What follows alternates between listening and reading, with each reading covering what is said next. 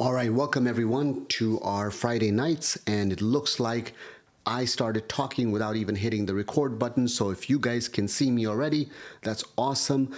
Today's topic is going to be one that's really fascinating. It's really interesting. You guys are going to learn about what is fasting, the different types of it, and then we'll look at the animal data, the human data, and finally, we'll dive into what is the role when it comes to kidney disease. Is it helpful, harmful, and what are the things you got to watch out for? So with that, let's start off by first defining types of fasting. So when it comes to types of fasting, there are two big categories. The first category is really what we call intermittent fasting, and the second category is periodic fasting. So let's go into the first category. The first category of intermittent fasting, there's sort of three big types of fasting that you want to know about.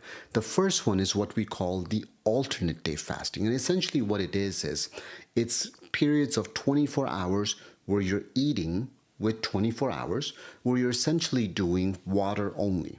And so no calories. So that's the alternate day. There's also a modified alternate day where you might do a day of eating where you're eating 100% or 125% of your calories, and you're comparing that to the next day where you're doing about 25% or so of your calories. So that's the modified alternate day. I'm sure you've heard about the 5 and 2. Everybody gets confused on the 5 and 2. The 5 and 2 doesn't have to be 5 days of eating, 2 days of fasting. It could be 2 days and 1 day of fast, 3 days of eating and 1 day of fast. So you can mix and match however you need to, but the concept is on the days of fasting, you're reducing your calories to about 500 to 700 calories. And on the days of eating, you're eating normally or even a little bit more. And then time-restricted eating, for those of you guys who might have been watching some of the videos I've posted in the past, I've always been biased towards time-restricted eating. It's my favorite. Having treated thousands and thousands of patients, that's what's gotten me the best results in terms of my patients because of the fact that it creates long-lasting habits. It's not extreme and it's very doable. With time-restricted eating, the formal definition is that your eating window is between 6 to 12 hours. But when you look at the literature, what you'll find is the real eating window is really about 6 to 10 hours. The rest of the time is fasting. Now, if you're listening to this part, you're saying, well, what about just eating one meal a day? The challenge there is that you still want to make sure you get all of your micronutrients, you get all of your macronutrients, and that can be difficult to do if you're only eating one meal per day. That's why we talk about the idea of the optimal number of meals is 2 to 3 based on research. 2 meaning it could be a meal and a small snack, or it could be 2 meals, but it's around 2 to 3. A lot of people don't like this idea because what they think is just because a little bit is good, it must mean that a lot of it must be great. That's not always the case. And that's why the stuff that I talk about is always based on evidence. It's not based on some, guru out there whose opinion it is. It's about, do I have the data to show you guys to back it up with? So intermittent fasting, alternate day, 5 and 2, time-restricted eating. Now there's periodic fasting, which is there's a prolonged water fast, which could be, some people do it from 3 days to 21 days, where they're just doing water followed by, regular eating.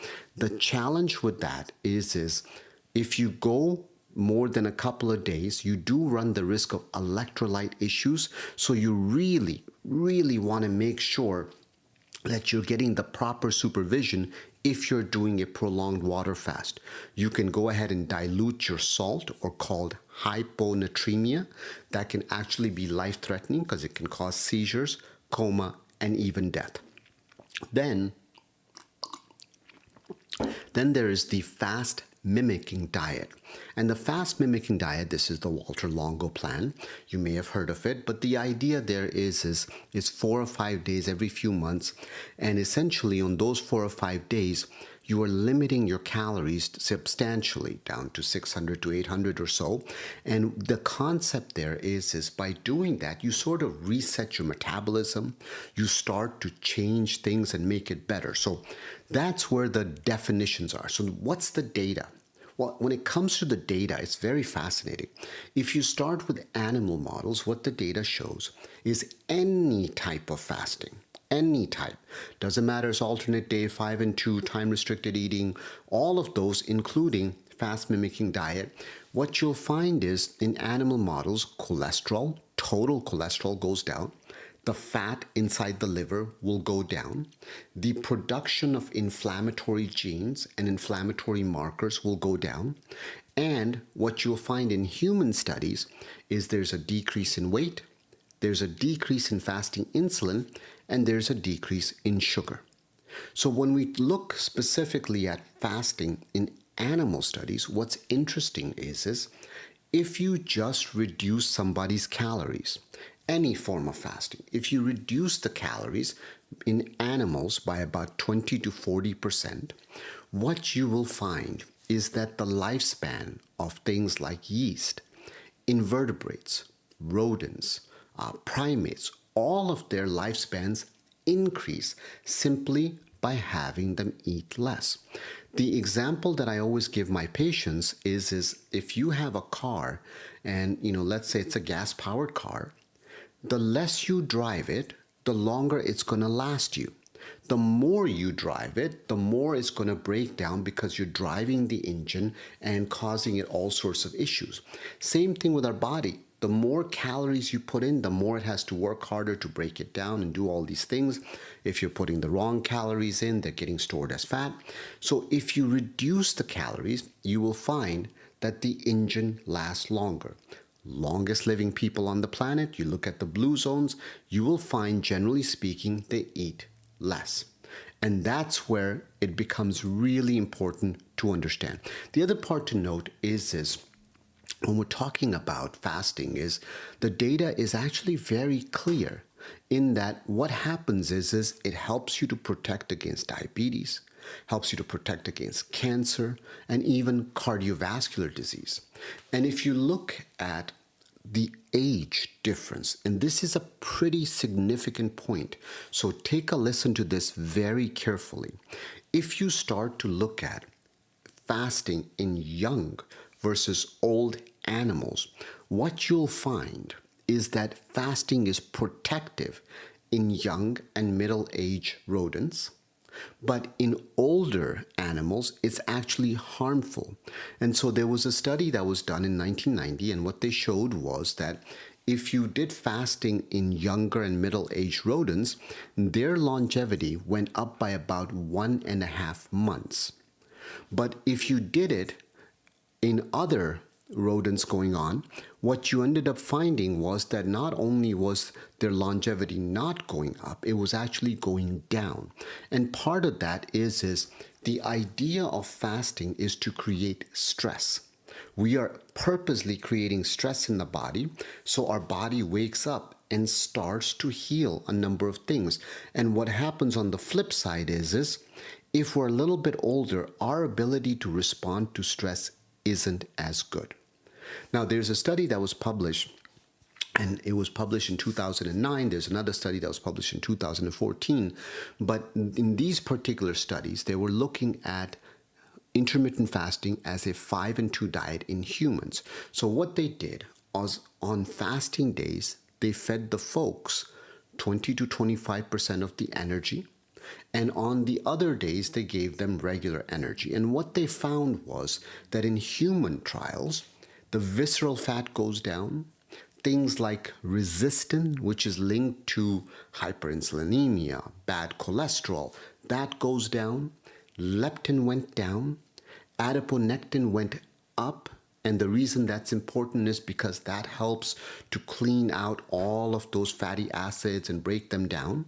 And what's fascinating about this is that just the act of fasting can be very helpful, not just for weight loss, but it has all these secondary benefits that are happening on things like brain health, heart health, and other organs that we need to understand. Now, here's where you have to understand the problem. The problem is when they've looked at meta-analyses to look at just restricting calories or doing fasting, it shows that for weight loss, just for weight loss now, there is no difference. So in other words, if you're somebody who's looking to do weight loss or you're just trying to lose weight, if you do fasting or you cut your calories, you're going to get the same benefit. So why the heck would you want to fast? Because of all the secondary benefits. The fact that it lowers so many of your inflammatory molecules. The fact that it cleans out so much of the old, dead, and dying cells. There are so many benefits that occur from fasting in addition to simply weight loss. And that's why comparing fasting to calorie cutting for weight loss is a little bit unfair. It's the same results, but fasting gives you so many secondary benefits on top of that. And so this is where it becomes important and interesting. Now, I like time-restricted feeding because, or they call it time-restricted eating, TRE, or TRF, it's exactly the same thing. Remember, that's where you're limiting your eating window to 6 to 10 hours. You want to have your eating window when the sun is up. So in other words, it's better to do your eating, I don't know, say 10 to 4 versus doing it from 1 p.m. in the afternoon to 9 p.m. It's not that 1 p.m. to 9 p.m. is bad, it's just that you can get better results by doing it according to your circadian rhythm. So in other words, when the sun is up, that's the best time to eat. When the sun is down, that's the time you really don't want to eat.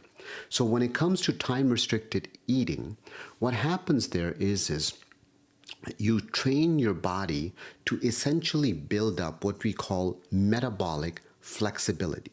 So even though time-restricted eating isn't like miraculous or it's doing something so crazy, what it's doing is just creating metabolic flexibility. And that what it means is you're able to switch between sugars and breakdown of sugars to breakdown of fats. And you become more efficient in being able to switch back and forth much easier. The other thing people find with time-restricted eating is that their ability to be able to block out the food noise becomes easier. And the reason it becomes easier is you're building habits. So once again, what I do with my patients and myself is I focus on time-restricted eating more so than anything else. And the way I start with my patients is I say, look, have a fixed schedule for sleeping every single night. Let's say you're going to go to bed at 10 o'clock and you're going to wake up at 6 a.m. Do that 7 days a week so you build habits. Now, 4 hours before you go to bed, I want you to stop eating. How simple is that? So if you're going to go to bed at 10 o'clock, every night after 6 p.m., you are done eating. And the reason that makes such a big deal, and it's such a beautiful place to start when it comes to things like fasting, is because what we know is the more you eat at nighttime, the higher your risk of obesity, the higher your risk of diabetes, the higher your risk of heart disease, and the higher your risk of cancer.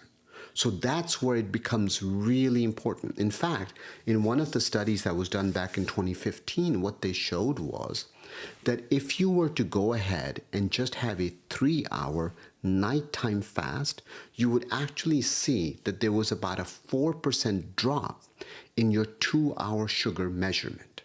And so this little aspect of just stopping eating at nighttime can translate into your sugars dropping very nicely. In fact, if you flip that around, the same study showed that for every 10% increase in the number of calories you have after 5 o'clock at night, they had a 3% increase in your C-reactive protein, which is an inflammatory marker. So a very simple thing is, you don't want to increase inflammation, stop eating in the evening. The other part of this is in women specifically, what they showed was that women who consumed less than 30% of their calories in the evening, for every fast hour of fasting they did, they had an 8% decline in C-reactive protein, a marker of inflammation. So bottom line here, make your nighttime eating less and less. Stop eating 4-5 hours before you go to bed. And that little aspect can make a big difference. Then when we start to think about other things like, for example, your circadian rhythm, the whole reason that I talk about eat when the sun is up, because you're trying to align yourself with your circadian rhythm. We know that insulin sensitivity drops as the day progresses. So your most effective impact of insulin is during the daytime, not as good in the evening, which means more sugar is going to float around in your blood longer. It's going to do more damage in the evening. And that is important. So the concept here is the later in the evening you end up eating, the more likely you are to have more exposure to sugar to all of your blood vessels, to all of your cells, and that's going to create a lot of different damage. And then when we start to look at what happens in your gut microbiome, remember that's the lining of your intestines, this like a whole other organ, there's such important functions of that bacteria.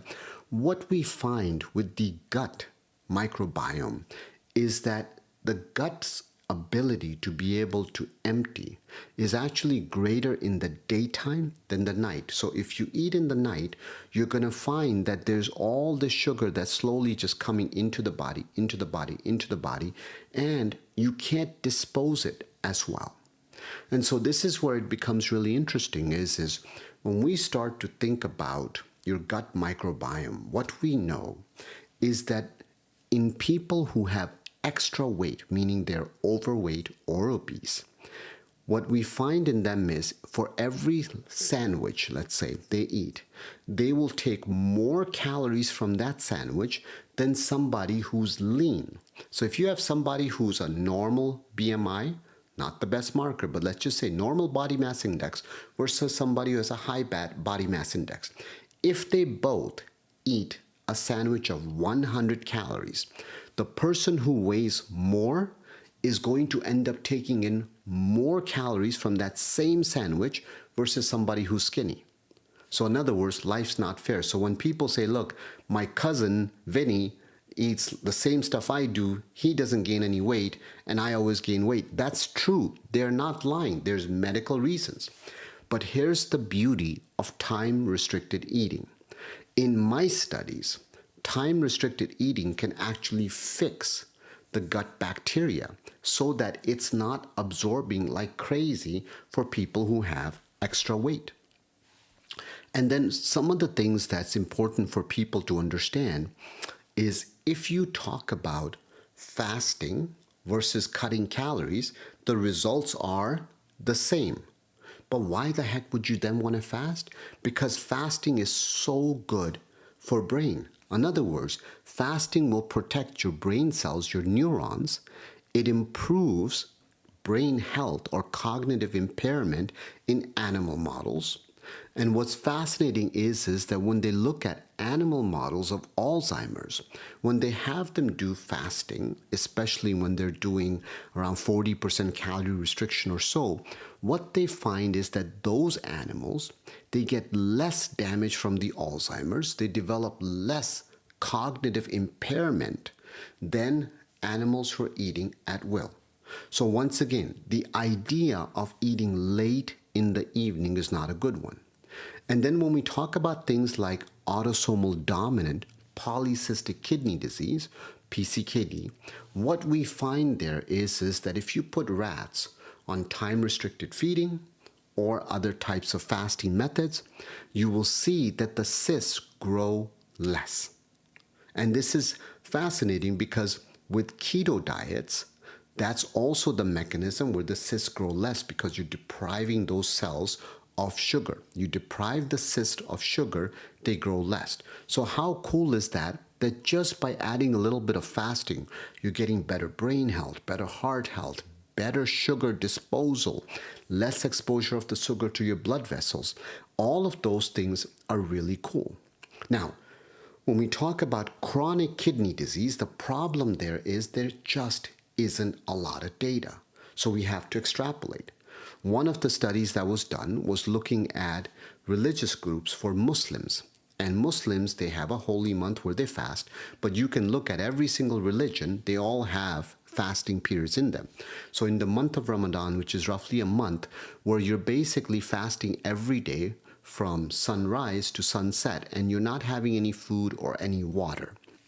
And so what they found in that one was they only looked at 65 patients with stage 3 or higher, and these were average age of about 53 years old. And what they found was that a third of them developed worsening renal function, meaning their creatinines rose on average by about 0.3. What does that mean for all of us? Not a whole lot, because here's the thing. If you have kidney disease and you're going to fast, we want you to continue to drink water. You don't want to get dehydrated. So therefore, the water part is important. So what we don't know is if those same people were continuing to stay hydrated, would they still have that impact? Now, there's an abstract that was presented at Kidney Week back in 2020. It was a retrospective chart review, and it was done in patients from an outpatient nephrology clinic, stages 1 to 4. 16 of them were practicing intermittent fasting. Out of those 16, 75% were diabetic, and their regimen ranged anywhere between 4 to 12 months. And what they found was that about 2/3 of them, or closer to about 62.5% of them, they actually had an improvement in their GFR at the end of the period of intermittent fasting. And what was interesting was the median increase in eGFR was about 6.5 points. So this becomes really interesting to see that the GFR improved in them, and the question becomes, well, what is it about fasting that makes a difference? So what happens in fasting that becomes so interesting is fasting helps the 3 biggest causes of kidney disease. Fasting improves your ability to dispose of excess sugar. Remember, diabetes is one of the leading causes of kidney disease. Fasting helps blood pressure, lowers it, and fasting helps weight. So when we look at the data, what you'll find is with any type of fasting, intermittent or periodic, you'll find that there's a decline in body mass index, fasting blood sugars, and in insulin resistance. So if you're watching this episode today and you're saying, well, okay, so that sounds great, but what does that mean in my own life? How can I do it safely? First, of course, if you're pregnant, if you have things like you're on insulin, fasting may not be right for you because your sugars could bottom out too much. If you're pregnant, you don't want to have any damage to the baby. If you have cancer, you want to talk to your oncologist to make sure you talk about these things because of the fact that we don't want you to get malnourished. If you're elderly, we don't want you to get into trouble. Remember, the data was the elderly animal studies, they did worse versus the younger folks. So if you're younger, you can definitely do this. If you're a little bit older, or I like to say wiser, you may want to make sure that you talk to your healthcare provider. But bottom line with fasting is when it comes to kidney disease, fasting will attack the 3 biggest causes: diabetes, weight, and blood pressure. And therefore, fasting can be done safely. Now, what's the best and safest form of fasting? Well, that's a tough question to answer, but I am partial because of the fact that I've been able to use time-restricted feeding or time-restricted eating very successful in my clinical practice now for decades, and have thousands of patients who've gone through the program and done really well. So just something to consider, but you don't want to do anything without talking to your doctor. Now, let's go to the questions in the chat because I want to make sure for all of you guys, I want to say hi to all of my friends, make sure all of you guys know that I appreciate you guys. So Van, how are you? I think I answered your question. Hi, Kevin, how's it going? Kevin said he had some AKI last year. Looks like he's on a whole food plant-based diet. His GFR has already gone up. He's wondering if it'll go up above 60. So remember, if you have scarring in the kidney, you may not return to where you used to be. But does that matter? No, because if you're stable, then you're fine. don't worry about a number. A number does not define who you are. You are doing awesome, and you need to hear the fact that you're doing awesome. It's great. Let's see. Other questions in here. I'm looking right now. Are leucine or other amino acids recommended for seniors over 75 with sarcopenia due to low protein intake? If so, what is the optimal gram intake of leucine powder daily with meals or on an empty stomach? So remember, leucine, isoleucine, valine are the most abundant. And when we're talking about muscle building, those are the things we're talking about. But instead of trying to focus on an individual amino acid, you can increase higher quality sources of protein. And as you do that, add resistance training and you're going to be fine. I'm happy to do an episode just to talk about all the specifics, but it would be a bit of a mistake to lead people down the road of focusing on individual amino acids instead of trying to get better quality sources of protein. And those better quality sources of protein can still be plant-based, or if you're somebody who's not 100%, you can look at lean sources like fish or even egg whites as sources of very high quality protein. Let's look at some more questions. Byzantine Ladybug said, I loathe breakfast anyway, never wanting to eat it in the morning. So I get it. There are people that don't like to eat breakfast. And I wish I could say the data said, don't worry about it. The data shows that having breakfast does matter. Now, it's not like if you don't do it, you're a bad person, but thinking about having breakfast is an important part of it. If you don't like it, you don't like it. No big deal. If you can, it's a good idea to have breakfast. Now, your breakfast doesn't have to be, 8 a.m. It could be 10 a.m. But if you're going to do fasting, the concept is you're trying to put the eating period of fasting when the sun is up. And that's the part. There was a question from Ladybug. She said, let's see, the 5 and 2 intermittent fasting pattern. What if I do Wednesdays and Fridays as my 2? Is that effective? So the answer is you can do it any way you like. There's actually no big difference. What I tell my patients is the only reason that I like time-restricted eating better, which is 4 or 5 hours, you're stopping your eating earlier in the evening, is it builds habits and you can stay consistent with it. You never have to think about it. Sometimes when people do like the 5 and 2, the days they fast, the next day they're like, oh my God, I did so much fasting. Now I just want to eat everything that's bad and under the sun. So sometimes it can actually have the opposite effect. And so because of that, just be mindful. Carolyn asked a question that she's been doing intermittent fasting for 6 months and it's really helped her lose weight. It's awesome, right? So intermittent fasting can help with weight loss, but so can calorie cutting. But Carolyn, 1, congratulations, and 2, know that you're getting all these secondary benefits with fasting that you may not be getting just with cutting calories. Barbara said, love these live shows. Oh, thank you so much, Barbara. I really appreciate your support as far as this goes. Van said, I'm curious, now that I've been intermittent fasting, I sleep better and I'm not as hungry. Is that normal? That's exactly it.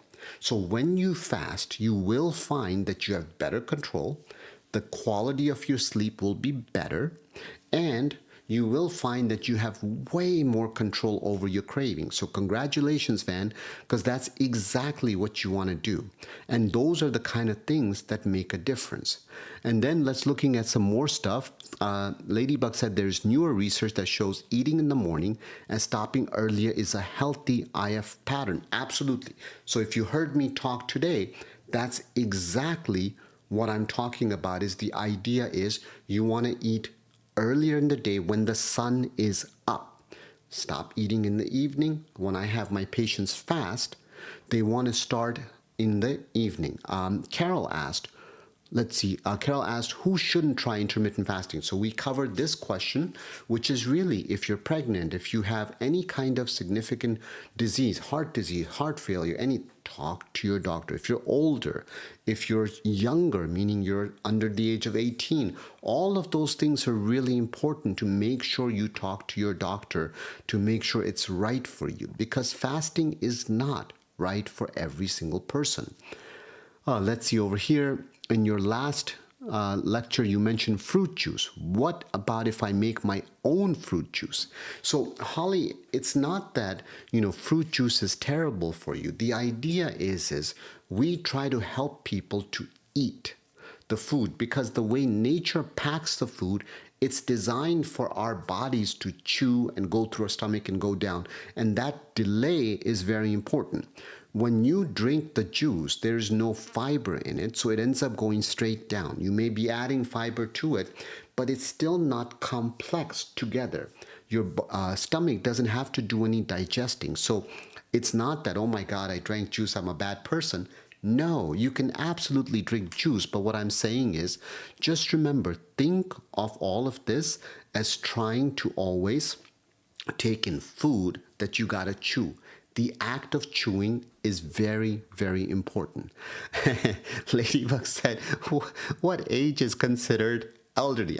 This is such a loaded question that I don't want to get into trouble for answering this question. So this is one of the few times I would try to back away. But I would say is in general, as we go above the age of 50, we're starting to get wiser. Especially if we're over the age of 65, we're definitely on the wiser side. That is a very carefully worded answer, so forgive me, Ladybug, but I'm trying to be very cautious so that I don't cross that line too badly, but I'll use wiser as the word.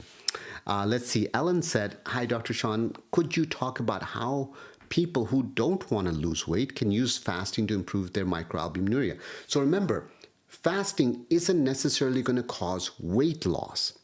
It's the overall reduction in calories that's coming with fasting that's doing it. And in terms of microalbuminuria, if it's coming from weight, then yes, you want to lose weight. If it's coming from sugars, then you want to control your sugars. If it's coming from blood pressure, you want to control your blood pressure, and fasting will help all of that. And then Joanna asked the technical question, which is, will coffee break a fast in the early AM? Not necessarily. Go ahead and have your coffee and don't sweat those small details. I know there's purists who make all of a big deal about this stuff. I wouldn't make a big deal about it. Live your life, be happy, progress over perfection. Let's see. Kraft Yaz said, if a male at 67 has stents in the heart but wondered if the stats he is taking affects the kidney function. So I'm assuming I wonder if I'm saying the question correctly. If you're referring to statins, it's affecting the kidney function? Most likely not. So remember, if you have underlying heart disease and you're taking statins, the data shows they will be protective. I know there's all this controversy, but the data is very strong when it comes to that. So the answer is yes. You do want to continue to take statins if that's specific, the question that you were asking. Let's see, another question was, Dr. Hashmi, how do you feel about plant-based protein shakes for an occasion sub for a meal or when your protein intake is low? The answer is go for it. There's no harm in being able to do protein shakes. The reason I try to discourage people from taking in protein shakes is because it's very easy to take in liquid calories and not realize how many calories that can put on weight gain. So in my weight loss clinic, I always tell my patients not to drink liquid calories. But life is all gray. There is no black and white. Anybody who gets up there and tells you this is miraculous or tries to do that, run the other way. Science is gray. It's muddy, it's dirty, it's hard to get anything definitive out of science. Know that. Let's see. Another thing was, so Dad Vice said, I keep busy with work and have an eating window between noon and 6. I become very accustomed to this and it's very easy now. So you're absolutely correct in that doing it when the sun is up is actually the optimal way to ensure you're going to be healthy. So absolutely, that makes a lot of sense.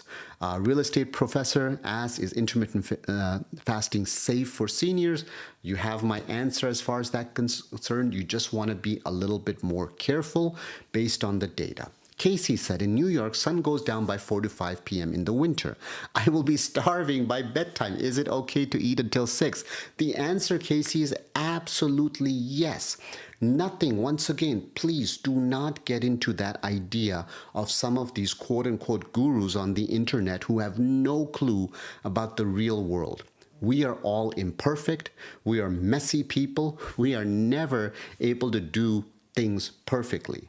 This is just general ideas to try to do it when the sun is up. 6 o'clock is fine. No problem as far as that goes. LA said, I'm trying to lose 14 pounds to a normal BMI. Do you have any recommendations? Lots. Fasting is one of them. Liquid calories, avoiding artificial sweeteners, making sure that you're adding in resistance training 2 to 3 times a week, in addition to cutting down your calories, because muscle is one of the only ways to slow down the decline in your metabolism as you lose weight. But ultimately, you do need to reduce your calories to be able to lose weight. That always matters. Crafty said, haha, we are matured like good old vintage wine. Yes, we are. You know, I'm 49. November 5th is my birthday, so I'm going to be turning 50 this year. And I tell you, even now, so much has changed. My kids do jiu-jitsu and all this stuff, but for me, it's been a real challenge because joints ache and different things ache. So it's quite a change from before. And then let's take a look.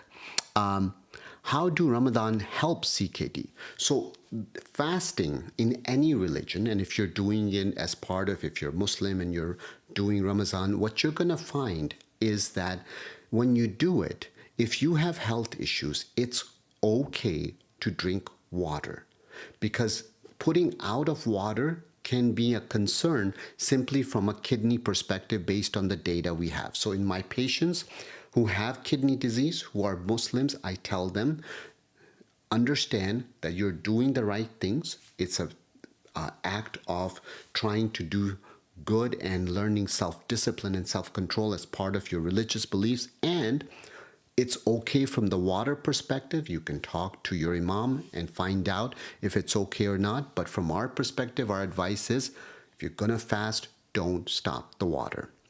Ellen said, Doc, if I could go off topic a bit, would you say stop taking ARB to improve microalbuminuria in normotensive patients with EGFR 89 is safe? So the answer is, you don't want to stop an ARB, an ACE inhibitor, an aldosterone antagonist, an SGLT2 inhibitor without talking to your nephrologist, because what they're doing is, it's not so much it's your blood pressure, they're taking the pressure off the kidneys to lower the protein you're spilling. Once again, they're taking the pressure off the kidneys, and that's where it ends up becoming interesting. Over here, Carolyn said, I'm glad you stressed stopping early, like around 6 p.m. is better than later. Thank you, Caroline.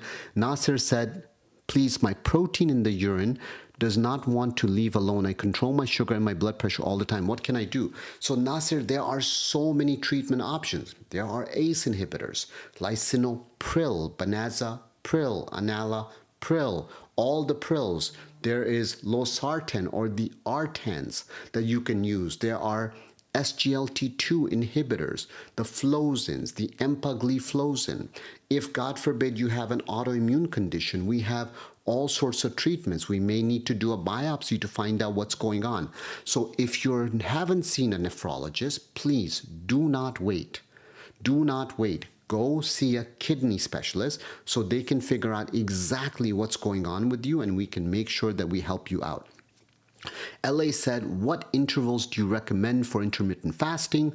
So when it comes to intermittent fasting, there isn't an ideal interval. Remember, I'm a big fan of time-restricted eating, which is eating about 6 to 10 hours a day and fasting for the rest of it. I like the idea of building habits. Habits will make you very successful, more so than anything else. So on my patients, I always emphasize habits over trying to do a 5 and 2 or anything else that's intermittent. Not to say it's better or worse, but in general, the most successful people, if you look at Olympic level athletes, you'll find everything they do is a regimen. They wake up at the same time, they work out at the same time, they do all sorts of things at a fixed routine, because what it does is it trains the body. If you want to be successful in your diet, don't rely on willpower. Willpower fades like this, but habits are what last. And so when I talk to my girls about, training for jiu-jitsu competitions, training for wrestling competitions, what I tell them is there's only two kinds of people in this world: trained and not trained. You just have to decide which one you want to be. Willpower is when you're not trained. Focus on trying to become trained in whatever you do, and you will be successful in whatever you end up doing in life. Let's see. Dad Advice TV said, love your positivity and support. Thank you so much. I really appreciate your kindness and your comments for that. Casey said, is 24-hour fast once a month safe? Don't know, because remember, those extended fast, especially if you're not drinking water, can affect your electrolytes. They can also cause dehydration. So once again, we try not to do anything to the extreme. So if you're going to do a 24-hour fast, I would recommend thinking more like what Walter Longo talks about in his works, or other folks talk about, where on that fasting day, you're still consuming 25%, of your calories and not zero. And don't skip out on water. And just remember, you can't just drink water, because you can dilute out all your electrolytes. That can cause arrhythmias, and it can even cause death. So this is why, just because a little bit of something is good doesn't mean a lot of it is going to be great. Let's see. Crafty said, what are your thoughts about olive oil on your body being a saturated fat? Olive oil is awesome. There's very good data behind it to support the benefits that come from olive oil. So keep in mind, there's folks that are purists that say no oils whatsoever, but there's a lot of data that you can find in terms of the benefits around olive oil. Once again, raising the oil to high temperatures, that's not the best idea. In terms of NAC and milk thistle for fatty liver, no, we try not to do those for fatty liver. For fatty liver, the best thing to get rid of the fat is to give the body a reason to break down the fat. What's a great reason?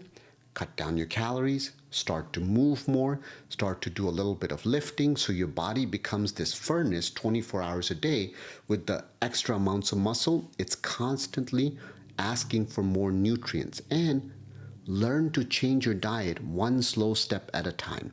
Let's do a couple more questions. I wanted to make sure these are only 30-minute sessions, but I started late, so I wanted to make sure I answer all of your questions today because of that. So let's see over here, a couple more questions. How do we make sure that we don't lose muscle mass and only lose the stuff we want to lose? It's not possible. So the most important thing you got to understand is, if anybody ever tells you you can only lose fat with my miracle cream, run the other way. Anytime you lose weight, you will lose muscle and you will lose fat. And that is a fact. You just have to understand this concept and know that. And then let's do one more question. And over here, as far as that goes, well, okay. The time is 5:49. I have to run to my girls' wrestling practice. Every Friday night, my daughter is, and both of my daughters, they're doing wrestling and jiu-jitsu. I try to spend half an hour with you guys, and then I try to be a good dad and always show up to their practice. So forgive me, I'm going to run off, but let me leave you with just a couple of words. And those are, once again, just remember, life is so short, and there are so many people claiming to be the guru of this, or the smartest person of this, or I've reversed this, or whatever I've done. I'm not trying to do any of that. At the end of the day, there will be a time where somebody will look back on my life and judge the work that I've done. And my two daughters will someday look back and say, this was my father, and this is who he was, and this is the work he did. So my legacy is always very simple, is do good and put it out there. Whether the good comes back to you or not, my only hope and prayer is that it comes back to my daughters. There is so much bad already in the world. The greatest thing you could ever do for anybody is just be a little bit kind. So with that, I want to thank you for your kindness. I want to thank you for your support. I want to thank you guys for spreading the word and supporting me on this channel. It's just a journey of love. I got nothing to gain from this. So with that, Thank you so much, and I will see you guys next Friday. And if there's a topic that you'd like to know about, just put it in the comments here, on the comment on the video or somewhere else, so I can see it. And with that, take care of yourself, take care of your loved ones. Life is short, smile more. Hopefully whatever suffering and pain that you're going through, I hope it ends soon for you. And at the end of the day, whatever kindness we can do, I promise you, even if people don't notice it, somebody will, and it does make a difference. So with that, have a great night. Thank you again.